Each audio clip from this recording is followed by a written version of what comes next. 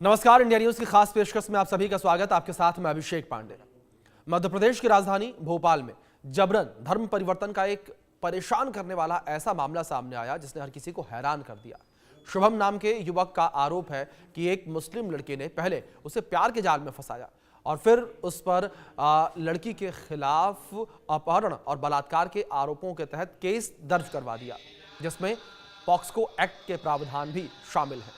इन आरोपों में शुभम 4 महीने तक जेल में रहा, जिसके बाद लड़की परिवार वालों ने शुभम को इस्लाम कबूल करने के लिए मजबूर किया। दबाव में शुभम ने इस्लाम कबूल कर लिया और उसकी मुस्लिम पहचान अमान खान कर दी गई।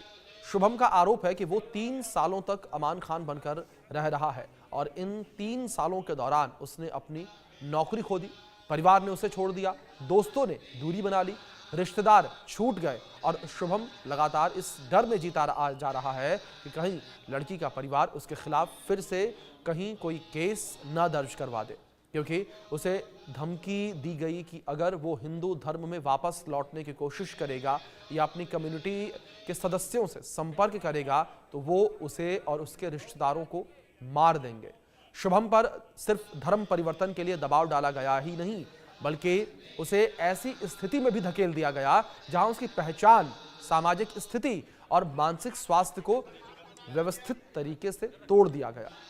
जिस परिवार ने शुभम को निशाना बनाया, उसने अपने खिलाफ झूठे केस दर्ज करवाए, उसे इस्लाम कबूल करने के लिए मजबूर किया और यहां तक कि समाज में खुद को कैसे पेश करना है उस पर भी कंट्रोल रखा। लेकिन इतने सालों तक प्रताड़ना सहने और मानसिक रूप से आहत होकर वापस अपने पूर्व धर्म में लौटने का फैसला शुभम ने किया। पीड़ित युवक शुभम का कहना है कि वो फिर से हिंदू धर्म में वापस लौटना चाहता है। इसके लिए वो एक जन सुनवाई के दौरान मध्य प्रदेश सरकार में सहकारिता, खेल एवं युवा कल्याण विभाग के मंत्री विश्वास कैलाश सारंग से मिला। शुभम ने उस मुस्लिम लड़की के परिवार के द्वारा जो जबरदस्ती की गई उसके बारे में जानकारी दी। आज से 1-2 महीने पहले ये अमन खान ये अपना नाम लेकर मेरे पास आए थे और इन्होंने अपनी बहुत ही दर्दनाक कहानी मुझे बताई। इनका असली नाम शुभम गोस्वामी था और इनके मोहल्ले में रहने वाली ही एक परिवार ने इनके साथ बहुत अत्याचार किए। वो मुस्लिम परिवार था। उस मुस्लिम परिवार ने इनके ऊपर गलत केस लगवाए, ये जेल भी गए और पराकाष्ठा जब हुई, जब इन्हें दबाव बनाकर इस्लाम धर्म अपनाने का कुचक्र चलाया गया, इन पे केस लगे, ये जेल गए, वहां तक तो है ही, और जेल से आने के बाद इनको धमकी दी गई, इनको मुसलमान बनाया गया, गोमांस खिलाकर इनके धर्म को भ्रष्ट करने का प्रयास किया गया, जमात में भेजा गया, लगातार इनके परिवार को मारने की धमकी दी गई। ये पूरी खबर आपने समझी, ये पूरा मामला आपने समझा और अब इसी विषय को लेकर हमने सर्वे किया। हमने सर्वे में अपने दर्शकों से कुछ सवाल पूछे और इनके आंकड़े किस तरीके से निकलकर सामने आए और ये सवाल क्या थे वो अब आपको हम बिग वॉल के माध्यम से समझाते हैं, बताते हैं। अब सबसे पहले अपने सर्वे के सवाल नंबर 1 की तरफ हम बढ़ेंगे। सवाल था, क्या मुस्लिम लड़की से प्यार करना शुभम को भारी पड़ा? इस पर आपकी राय क्या है? ये हमारा सर्वे में पूछा गया पहला सवाल था और इसके जो आंकड़े निकलकर सामने आए हैं वो कुछ इस तरीके से हैं। हाँ, बिल्कुल 80% लोगों ने कहा, 15% लोगों ने नहीं कहा, 5% लोगों ने कहा कि इस विषय पर कुछ कहा नहीं जा सकता। अब आगे बढ़ेंगे, बात करेंगे सर्वे में पूछे गए दूसरे सवाल को लेकर। क्यों मुस्लिम समाज आज भी हिंदू लड़कों को स्वीकार नहीं करता? आपकी राय इस पर क्या है? ये हमने लोगों से राय जानने की कोशिश की है। आंकड़े आपके स्क्रीन पर हैं।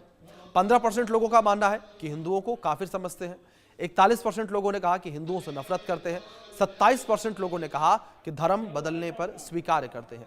17% ने कहा कि विषय पर कुछ कहा नहीं जा सकता। कुछ इस तरीके से ये आंकड़े हैं पूरे। आगे बढ़ेंगे और बात करेंगे अपने सर्वे में पूछे गए तीसरे सवाल को लेकर कि शुभम ने प्यार में धोखा खाया। क्या ऐसे प्यार को बढ़ावा मिलना चाहिए? इस पर आपकी राय क्या है? ये सवाल हमने अपने दर्शकों के बीच रखा था और उसके आंकड़े किस तरीके से निकलकर सामने आए हैं वो आपके स्क्रीन पर हैं। 43% लोगों ने कहा कि हिंदुओं को जागरूक होना चाहिए, 43% लोग कहते हैं अब मुस्लिम लड़कियां भी लव जिहाद में जुटी हैं। 8% लोगों ने कहा बढ़ावा मिलना चाहिए, 6% ने कहा बिल्कुल नहीं, 37% लोगों ने कहा, 6% ने कहा कि इस विषय पर कुछ कहा नहीं जा सकता है। तो ये आंकड़े कुछ इस तरीके से निकलकर सामने आए हैं। सर्वे में हमने चौथा सवाल भी पूछा। सवाल ये है कि क्या शुभम मुस्लिम समाज की जिहादी सोच का शिकार हुआ? इस पर आपकी राय क्या है? अब लोगों की राय किस तरीके से निकलकर सामने आई है वो आप यहां स्क्रीन पर देखिए। 75% लोगों ने कहा हाँ बिल्कुल, 17% ने ना कहा है, 8% ने कहा कि इस विषय पर कुछ कहा नहीं जा सकता है। तो कुछ इस तरीके से ये आंकड़े निकलकर सामने आए। अब हम अपने सर्वे के अंतिम सवाल, अंतिम पड़ाव की ओर हैं और सवाल है कि शुभम का दोबारा हिंदू बनने का फैसला बिल्कुल सही है। आपकी राय इस पर क्या है? अब लोगों की राय इस तरीके से निकलकर सामने आई। ये आंकड़े आपके स्क्रीन पर हैं और ये आंकड़े हैं 72% लोगों ने बिल्कुल सही माना कि शुभम फिर से हिंदू बना, 18% लोगों ने ना कहा, 10% ने कहा कि इस विषय पर कुछ कहा नहीं जा सकता है। तो कुछ इस तरीके से ये पूरे आंकड़े निकलकर सामने आए और ये आंकड़े दर्शाते हैं, बताते हैं कि किस तरीके से जो समाज है, जो लोग हैं वो भी काफ़ी ज़्यादा चिंतित हैं इस पूरे विषय को लेकर। इसी विषय पर बातचीत करने के लिए हमारे साथ विश्व हिंदू परिषद के प्रचार प्रसार प्रमुख दुर्गेश त्रिपाठी जुड़े हैं। दुर्गेश जी, सबसे पहले तो बहुत स्वागत है आपका इंडिया न्यूज़ पर। और दुर्गेश जी, मेरा पहला सवाल आपसे यहाँ पर यही है कि अगर लव जिहाद के मामलों को लेकर करें बात, तो अपने आप में ये मामला अनूठा है, क्योंकि इससे पहले हमने देखा था कि जो लड़के हैं वो लड़कियों को फंसाते थे, लेकिन अब लड़कियां भी इस गंदे खेल में उतर चुकी हैं। जी, वंदे मातरम, सभी को प्रणाम। देखिए, ये एक बहुत ही घृणित सोच का ही नतीजा है, जिसमें ये आपके पास एक अभी विषय आया है, हम लोग के सामने कई ऐसे विषय आए जिसमें अब लड़कियां भी इस तरह के कार्यों में लिप्त हुई हैं। और ये एक बहुत बड़ी षड्यंत्र है, बहुत बड़ी साजिश है, जिस पर शुरू से ही विश्व हिंदू परिषद हमेशा से स्टैंड लिया है और आज भी हम लोग इस पे हैं कि जो ये लव जिहाद के द्वारा जो जनसंख्या संतुलन का और सनातन पर प्रहार का ये जो विषय चल रहा है, इसके ऊपर तुरंत पर लगाम लगनी चाहिए। और इस विषय में मैंने देखा कि इस यहाँ के जो नौजवान का भी मैं बहुत ही इसके हिम्मत को दाद दूंगा कि इसने घर वापसी का प्रयास किया और वहां की सरकार के मंत्री ने उसको एक प्लेटफॉर्म प्रोवाइड किया जिसके द्वारा वो एक सनातन धर्म में फिर से वापस आ सके। क्योंकि हम सबका यह मानना है कि अगर घर का सुबह का भूला कोई घर शाम को वापस आता है तो उसको स्वागत होना चाहिए। हमारा कोई भाई बंधु अगर किसी कारण से, किसी प्रभाव में आकर के, किसी लालच में आकर के, किसी अन्य कारण से कहीं चला गया तो निश्चित तौर पे हम सबको उसको खोज करके वापस लाना चाहिए। और ये जो कार्य हुआ है ये बहुत ही सराहनीय कार्य है और इसकी जितनी ही इसके अभिनंदन किया जाए उतना कम है। जी दुर्गेश जी, दूसरी ओर अगर समाज से इस तरीके से ऐसे मामले निकलकर सामने आते हैं, अगर विश्व हिंदू परिषद को लेकर बात करें, हमने पहले भी देखा है कई बार कि विश्व हिंदू परिषद जो है ऐसे मामलों की रोकथाम को लेकर, अंकुश लगाने को लेकर काम करता रहा है। मौजूदा समय में दुर्गेश जी, मैं आपसे समझना चाहूंगा कि आप लोग ऐसे मामलों को लेकर किस तरीके से काम कर रहे हैं, किस तरीके से ऐसे मामले सामने आने के बाद उन सिचुएशंस को हैंडल करते हैं। दुर्गेश जी, देखिए, चाहे वो बहनों के जाने का विषय हो, चाहे इस तरह का विषय हो या अन्य धर्मांतरण के विषय हो, विश्व हिंदू परिषद का स्टैंड हमेशा से बहुत क्लियर रहा है कि सनातन धर्म में किसी भी प्रकार का कोई इस तरह का व्यवहार स्वीकार्य नहीं है। दूसरा ये कि अगर कोई किसी वजह से गया है तो उसका सहृदय सही ढंग से वापसी भी हो ताकि वो अपने लोगों में वापस आ सके। आप ये देखेंगे कि अभी अगर हम यहाँ जो अपने मुस्लिम भाई हैं, अगर इनका हम देखें तो ये पहले ये सब हिंदू थे। आपको जानकर आश्चर्य होगा कि यहाँ गोरखपुर में ऐसा कई गांव हैं जहां पे मुस्लिम बंधु जो है अभी भी हिंदू धर्म के सरनेम का इस्तेमाल करते हैं। वहां आधा गांव शाही लिखता है तो मुस्लिम भी शाही लिखते हैं। जौनपुर में बहुत से ऐसे गांव हैं जहां पे मुस्लिम बंधु ब्राह्मणों का सरनेम लिखते हैं। तो ये तो ये समझना चाहिए कि हमारा मूल एक है हम सब एक ही जगह से आज यहाँ हैं। हम सबकी एक सनातन धर्म से जुड़ाव है। इसीलिए इस तरह का जो ये षड्यंत्रकारी नीति है, ये धर्म परिवर्तन का ये जो चाल है, इसको किसी भी तरह से स्वीकार नहीं किया जाना चाहिए। जी, दूसरी ओर दुर्गेश जी, जिस तरीके से लगातार अगर समाज को लेकर बात करें, ऐसे मामले अचानक से काफी ज्यादा बढ़ गए हैं कठोर कानूनों के बावजूद। आप इसके पीछे क्या मानते हैं कि क्या कोई मकसद है यहाँ पर कि इस तरीके से लोगों को फंसाना है, चाहे वो हिंदू युवती हो, चाहे वो हिंदू युवक हो? देखिए, निश्चित तौर पे ये एक षड्यंत्र का, बहुत बड़े षड्यंत्र का हिस्सा है और इसके द्वारा समाज को खराब करना, हिंदू युवतियों को, हिंदू युवकों को, उनको पथभ्रष्ट करना, ये एक बहुत बड़ा रीजन है। साथ में एक और है, मैं आपको बताऊं कि परिवारों में जो हम लोग एक साथ बैठना, हम लोगों ने एक साथ भोजन करना, एक साथ पूजा पाठ करना, जो हम लोगों ने परिवार में कम कर दिया, जो परिवारों में आज जो थोड़ा सा दूरी आया है, उस सबका ही ये परिणाम होता है।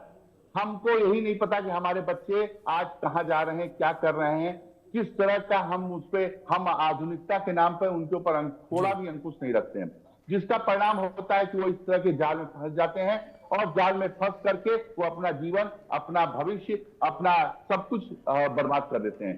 तो हम सबको भी ये सोचना चाहिए कि हमें अपने परिवार में कुटुंब प्रबोधन का काम करना चाहिए और हम सबको बैठ करके आपस में जरूर चर्चा करनी चाहिए और धर्म के बारे में लोगों को जानकारी, हिंदुओं को धर्म के प्रति जब जागरूकता बढ़ेगी, धर्म के प्रति जब रुझान बढ़ेगा, ये सारी चीजें समाप्त हो जाएंगी, इन सब चीजों का कहीं अस्तित्व नहीं रह जाएगा। लेकिन हम आज अपने घरों में पूजा करने से भी सोचते हैं कि नहीं, हम पूजा करेंगे तो क्या होगा। ऐसी आधुनिकता के नाम पे चीजें आ गई हैं, जिसका ये दुष्परिणाम निकल रहा है। लेकिन ये ज्यादा दिन तक चलने वाला नहीं है, समय बदल रहा है, ये युवा भी समझ रहा है और निश्चित तौर पे आने वाले समय में भारत में ये सब चीजें समाप्त हो जाएंगी।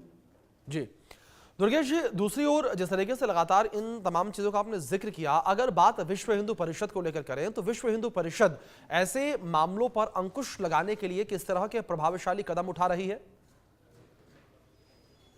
देखिए, संगठन विभिन्न तरह के जी सरकार पर दबाव बना करके, सरकारों पर, जो पहले की सरकारें थी उनके ऊपर विभिन्न कानूनों को लागू कराने के लिए, क्योंकि अभी तक अगर स्टेट में कुछ जगह छोड़ दें तो बहुत जगह अभी धर्म परिवर्तन के लिए कोई कानून की व्यवस्था नहीं है जी। तो इस तरह के विषयों को लेकर के जागरूकता फैलाने के लिए आपको ये जानकारी होगा कि कुटुंब प्रबोधन करके विश्व हिंदू परिषद और राष्ट्रीय स्वयंसेवक संघ की एक बहुत बड़ा विषय चलता है, जिसमें घरों में बताया जाता है, जागरूकता लाई जाती है। विश्व हिंदू परिषद की एक विंग है दुर्गा वाहिनी। दुर्गा वाहिनी केवल युवतियों के बीच में इन सबका संचार करती है, उनके अंदर सनातन धर्म की कैसे जगह लो, किस तरह से वो अपने आप को आत्मरक्षा मानसिक और शारीरिक रूप से सुदृढ़ हो, इस तरह से वो प्रयास करती है। इसी तरह से युवाओं का संगठन है बजरंग दल, उनके अंदर किसी तरह से वैमनस्य न आए, किसी तरह से पथभ्रष्ट न, उनके लिए वो प्रशिक्षण वर्ग लगते हैं, उनको समाज में किस तरह से सनातन का धर्म को आगे बढ़ाना है उसके लिए उनको तैयार किया जाता है। और ये एक बहुत बड़ा प्रयास है जिससे पूरा विश्व हिंदू परिषद मिलकर के लग करके करता है और साथ में लोगों को जोड़ करके जागरूक करके ये प्रयास करता है कि ज्यादा से ज्यादा लोग इस भावना से हों कि हम जो चले गए हैं उनको वापस लाएं और हमारे यहाँ धर्म की जो एक पुनर्स्थापना हो। जी दुर्गेश जी, क्या इस पूरे केस को जिस तरीके से देखते हैं, इसे आप एक प्रेम की कहानी, एक प्रेम कहानी मानते हैं या एक सुनियोजित षड्यंत्र? देखिए, अगर ये प्रेम की कहानी होती जी तो एक निश्चित तौर पे इसका परिणाम ये नहीं होता जो अभी आ रहा है। प्रेम की कहानी में पूरे परिवार को मुस्लिम बनाने की प्रक्रिया, उस व्यक्ति को, जैसा भी मैं सुन रहा था कि गौमांस खिलाने का, ये सब चीजें नहीं होती। ये षड्यंत्र है और ये पूरे भारतवर्ष में चल रहा है। आज भारत में पीछे से हमला करने वाले ऐसे लोग, गुपचुप तरीके से सब करने हरकतें करने वाले लोग सक्रिय हैं और वो जब मौका पाते हैं और अबोध बालकों को या ऐसी माताओं बहनों को पहला फुसला करके और इस तरह के कृत्य करते हैं। इसलिए समाज को जागरूक करने की और समाज में बिल्कुल जागरूकता लाने जाहिर की तौर पर आवश्यकता दुर्गेश जी है। बिल्कुल ठीक कहा आपने कि समाज को जागरूक करने की जरूरत है। इस बीच हमारे साथ शमशुल हसन जी जुड़े हैं जो कि संरक्षक हैं ऑल इंडिया मुस्लिम त्योहार के। आपका बहुत स्वागत है शमशुल जी। और शमशुल जी, मेरा पहला सवाल सबसे पहले आपसे यहाँ पर यही है कि जो ये पूरा केस निकलकर सामने आया है भोपाल से, ये मामला निकलकर सामने आया, इसे आप किस तरीके से देखते हैं? क्या इसे आप मानते हैं कि एक प्रेम कहानी है या इसे आप एक षड्यंत्र मानते हैं? 5 साल से जिसकी शादी हो गई, बच्चे हो गए जिसके, जी 5 साल से ये बेसिकली प्रॉपर्टी का विवाद है। जी क्योंकि जहांगीराबाद बहुत दूर नहीं है हम लोगों से, जी करीब में ये मेरे जहांगीराबाद, तो ये प्रॉपर्टी का विवाद है।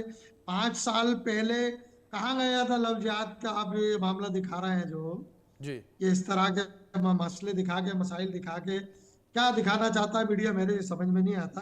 क्या घर वापसी, हम तो घर में ही है, वापसी कहाँ से होगी?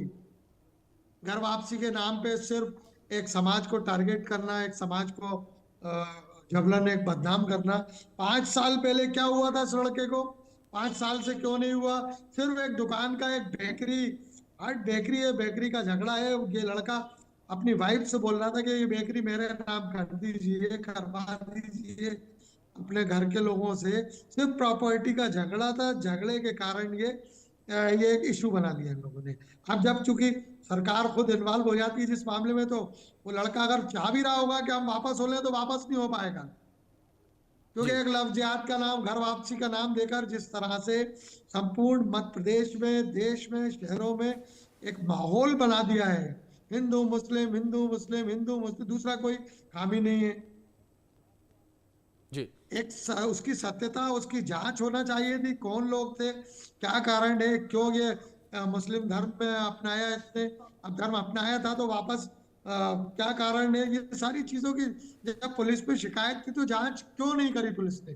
जी जी सारी चीजों की जांच करते, जांच के उपरांत जो भी तथ्य सामने आते ईमानदारी से वो आवाम को बताए जाते, मीडिया के माध्यम से अनेक जरिए हैं बताने के।